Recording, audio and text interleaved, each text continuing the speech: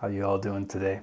As the weather's getting warmer, my high-proof whiskey is a bit harder to drink these days, so I thought, let's make an old-fashioned out of it. And while I was doing it, I thought, well, I'll make a short little video telling you all about what I know about old-fashions, why I like it so much, and why I think it's probably the best whiskey cocktail around. I guess to change things up, let's start from backwards and go forwards. So why is it the best whiskey? Why is it my favorite whiskey cocktail? It stays relatively true to bourbon, to rye whiskeys, and it's not too much of an change, or you're not adding too many things, you're not over sweetening, you're not, or maybe some do, you're not adding too many bitters, you're not adding too much of anything. And this helps the whiskey become a little bit more palatable, especially if it's not like a great whiskey. But in many cases, it doesn't overpower the whiskey, and the whiskey doesn't become just like a nameless vodka mixed in some vodka cranberry or vodka cocktail. A old fashioned usually still lets a lot of that whiskey flavor come through.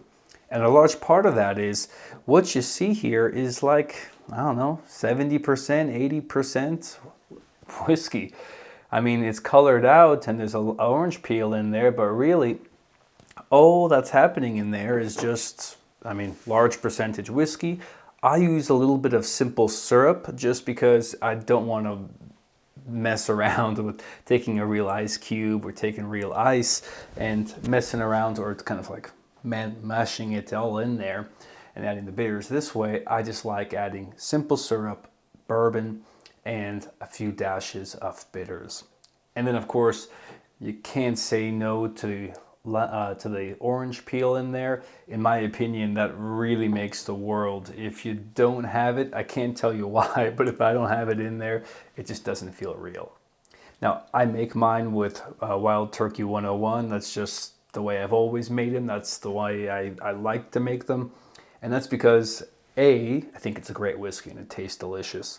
But B, it's a higher proof whiskey. So even though I'm watering it down and adding ice to it, I'm still tasting a lot more of that whiskey than I would if it was a 40 proof cocktail. And I specifically use these larger ice cubes because I want it to melt a lot slower, and I want the influence of the water to happen kind of gradually, or hopefully not at all if I'm able to drink it quick enough. So that's why it's my favorite cocktail. It's also the easiest to make. I mean, literally almost everybody can make it at home. And if you don't have simple syrup and you don't want to make it, then use a real sugar cube. A portion of it, doesn't matter. But super easy to make. And for me, it's my go-to. Now, there are some really interesting things that I've heard and over the years kind of learned about old-fashioned whiskeys, well, old-fashioned cocktails. They're becoming way more complicated than I just explained. You can have all different variations of it. People will mix different things in there. They'll use different whiskeys, bourbons, ryes, even some use brandy. Really interesting stuff is possible now. But what's really cool about it, in my opinion, is even if you're sticking to the basics, it's still amazing. And those other variations, 99% of the time, I love them too. So why is it called the old fashioned? Well, there's a lot of stories about this, and maybe the most kind of common is that the old fashioned is the first cocktail ever created. And why was it created? Probably because during the early Americas times, like distilling and during Prohibition and whatnot, you weren't always getting the best quality whiskeys. It was maybe quick or fast, or you couldn't always tell if it was going to be good, bad, or what it's going to taste like. Large distilleries were still figuring it out. So, story goes that if you walked into a bar and you wanted something to drink, but you weren't, maybe you were skeptical, you weren't very, very sure about the whiskey, you would go for an old fashioned. That was just a little bit of sugar, a little bit of bitters, and that's it. That was your whiskey. And it was done the old fashioned way.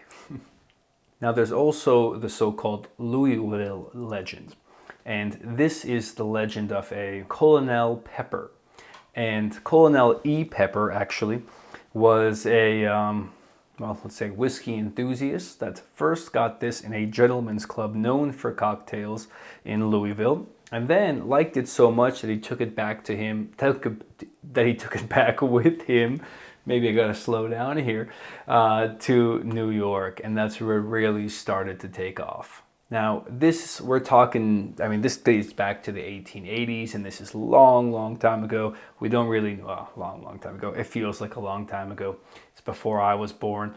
But what has happened since I've been around is, it's getting dry, it's the Madman effect. Mad Men, if you're not familiar with it, is a TV show where the main antagonist, the main guy, keeps drinking old fashions. Every bar he goes to, I feel like at least one or two. I'm sure there's a video out there counting every cocktail he's had, and it's probably an enormous number. But yeah, the Mad Men effect really, or the Mad Men series, really boosted old fashions into kind of common day enthusiasts' minds, or kind of made it the cool man's drink to have. I mean, for the Americas, that's probably it. An old fashioned is the cleanest, most common way to drink it.